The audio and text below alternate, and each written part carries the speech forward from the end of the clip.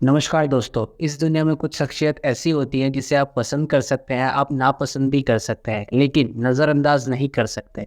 ऐसी शख्सियत हमारे प्रधानमंत्री श्री नरेंद्र दामोदर दास मोदी। यही वजह है कि कई पॉलिटिकल अपोनेंट को नरेंद्र मोदी में एक डिक्टेटर मेकिंग दिखता है या अखंड भारत का सपना पूरा करने वाला दिखता है। चलो इसी के साथ देखते हैं कि मोदी सरकार का आने से हिंदुस्तान का क्या फ़ायदा हुआ। पहले शुरुआत से शुरू करते हैं। कहा जाता है कि पंडित नेहरू और इंदिरा गांधी के बाद इतना फेमस प्राइम मिनिस्टर कोई हुआ है, वो है नरेंद्र मोदी। मोदी जी का सफर एक चाय वाले से one of the strongest leader तक का रहा है। नरेंद्र मोदी का जन्म 17 सितंबर 1950 वाडनगर गांव, महिसाना डिस्ट्रिक्ट, गुजरात के एक गरीब घर में हुआ था। उन्होंने भारतीय जनता पार्टी ज्वाइन किया था as a organising secretary in 1987। 2001 से 2010 के बीच मोदी जी को गवर्नमेंट के सीएम के तौर पर गुजरात की इकोनॉमी, एग्रीकल्चर और टेक्निकल डेवलपमेंट बहुत तेज़ी से ग्रोथ देखा गया और गुजरात में 10.9% का ग्रोथ रेट अचीव हुआ, जो उस वक्त बाकी सभी स्टेट्स के कंपैरिजन में सबसे ज़्यादा था। 2019 के लोकसभा इलेक्शन में हिस्ट्री मेकिंग परफॉर्मेंस के बाद बीजेपी एक बार फिर से सत्ता में आई और नरेंद्र मोदी ने एक बार फिर से शपथ ली। 9 साल की मोदी गवर्नमेंट में इंडियन इकोनॉमी का ग्रोथ हुआ है।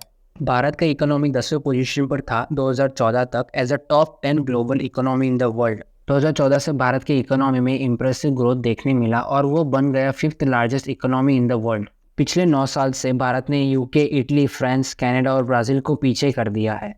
मोदी इरा में भारत का जीडीपी काफ़ी अच्छी तरह बढ़ा है, एक्सेप्ट डीमोनेटाइजेशन, कोविड पैंडेमिक और जीएसटी। पिछले 2 साल से Bharat fastest growing economies in the world record किया गया है। वर्ल्ड लेवल पर स्वच्छता की तरफ भारत की छवि कुछ अच्छी नहीं है। यही नहीं, भारतीय भी स्वच्छता को लेकर भारत का कंपैरिजन यूरोप कंट्रीज और यूएस के साथ करते हैं कि वो देश इतना साफ सुथरा कैसे है। इसे लेकर यहाँ कोई सरकार को ब्लेम करता है या यहाँ के लोगों को। इसी को देखते हुए स्वच्छ भारत अभियान अनाउंस किया prime minister of India Narendra Modi ने इंडिपेंडेंस डे को और लॉन्च किया 2 अक्टूबर 2014 गांधी जयंती के दिन। ये कैंपेन एम कर रहा है कि ये क्लीन इंडिया विजन को पूरा करे बाय 2 अक्टूबर 2019 तक, जो 150th बर्थडे है महात्मा गांधी का। और एक्सपेक्ट कर रहे थे खर्चा over 62,000 crore. 3 million government employ, school and college students इस इवेंट में पार्टिसिपेट कर रहे थे। इस अभियान में बनाया जाएगा टॉयलेट्स। खुले में स्वच्छ नहीं करना कि कम करने की कोशिश पूरी तरह की जाएगी। खुले में स्वच्छ करने के कारण से हर साल हज़ारों बच्चों की मौत हो जाती है। और तो और गाँव को साफ रखना, वाटर पाइपलाइन सारे गाँव में, और इंश्योर होगा कि सारे घर में पाइपलाइन का सप्लाई हो। जब नरेंद्र मोदी पीएम बने तब मिलियंस ऑफ लोगों के पास अपना बैंक अकाउंट नहीं था, जिसकी वजह से जनधन योजना जो 2014 में शुरू हुई थी मिनिस्टर ऑफ फाइनेंस के द्वारा, इसके अंदर जो मेजर मिशन था वो था फाइनेंशियल इंक्लूजन, यानी हमारे देश के हर एक व्यक्ति तक बैंकिंग की सुविधा पहुंचनी चाहिए, जिसका रिजल्ट था 23.93 करोड़ बैंक अकाउंट्स ओपन हुए थे 2 साल के अंदर और ₹41,789 करोड़ डिपॉजिट किए गए थे इन बैंक अकाउंट्स में। ये पैसा लाखों लोगों का फ्यूचर सिक्योर करेगा और स्टेबिलिटी लाएगा। हाल ही के एक न्यूज़ में था कि इसने अपने 8 साल कंप्लीट किए थे। इसके द्वारा ओवरड्राफ्ट फैसिलिटी भी मिलती है 10,000 रुपये की, और एक्सीडेंट या लाइफ इंश्योरेंस भी मिलता है इस जनधन योजना में। भारत का जो मिशन था कि 18,000 गाँव में इलेक्ट्रिसिटी प्रोवाइड करना, वो अंधेरे में ही थे 60 डिकेड से इंडिपेंडेंस के बाद। पीएम मोदी ने अनाउंस किया 15 अगस्त 2017 को कि बाकी के जो गांव थे इलेक्ट्रिसिटी बिना के, उनको 1000 दिन के अंदर इलेक्ट्रिसिटी मिल जाएगी। पीएम मोदी की सरकार ने इंफ्रास्ट्रक्चर को बड़ा बूस्ट दिया है। रेलवेज, रोड्स और शिपिंग पे ध्यान दिया गया है ताकि इस इंफ्रास्ट्रक्चर को बढ़ाया जा सके और कनेक्टिविटी में मदद मिले। रेलवे बजट में स्ट्रक्चरल और इंफ्रास्ट्रक्चर रिफॉर्म्स पे फोकस किया गया है। रेलवे स्टेशन पर वाईफाई, यात्रियों के लिए हेल्पलाइन 138, सुरक्षा हेल्पलाइन 182, बिना कागज़ के unreserved ticketing, e catering, mobile security app और महिलाओं के लिए सुरक्षा के लिए सीसीटीवी कैमरास जैसे अनेक सुविधाएं शुरू की गई है। जीएसटी यानी गुड्स एंड सर्विस टैक्स नया इनडायरेक्ट टैक्स है जो 13 जून 2017 को शुरू हुआ था। GST one nation one tax के नाम से, ताकि गुड्स एंड सर्विसेज पर टैक्स को आसान बनाया जा सके। सेंटर और स्टेट्स दोनों ने मिलकर इस जीएसटी को एडमिनिस्टर किया है और इसने कई स्टेट और सेंटर इनडायरेक्ट टैक्सेस जैसे कि state VAT, central excise duty, purchase tax और एंट्री टैक्स को मिला दिया है। नरेंद्र मोदी की सरकार के पीछे 4 सालों में एक बड़ा स्ट्रक्चरल रिफॉर्म के रूप में पोजीशन किया गया है। रेवेन्यू डिपार्टमेंट ने इस न्यू रेजिमा के नीचे कुछ की बेनिफिट्स रिलीज किए हैं। चलो कुछ की बेनिफिट्स को डिटेल में देखते हैं। आयुष्मान भारत। आयुष्मान भारत एक हेल्थ इंश्योरेंस स्कीम है जो पीएम मोदी ने 23 सितंबर 2018 को शुरू किया था। इस योजना के अंदर हर साल हर बेनिफिशियरी परिवार को 5 लाख रुपए तक का हेल्थ कवरेज दिया जाएगा। ये योजना 10 करोड़ से भी ज़्यादा गरीब परिवारों को कवर करेगा। अप्रैल 2021 तक 75,532 Ayushman Bharat health and wellness centres चालू किए गए थे और वहाँ 44.24 करोड़ लोगों का इलाज किया गया। दिसंबर 2022 तक भारत सरकार ने 1.5 lakh Ayushman Bharat health and wellness centre स्थापित करने का टारगेट किया था।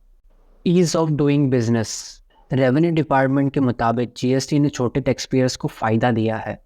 खासकर अंडर जीएसटी एक फाइनेंशियल ईयर में 10 लाख रुपए तक का टर्नओवर वाले टैक्स पेयर्स को टैक्स से छूट दी गई है।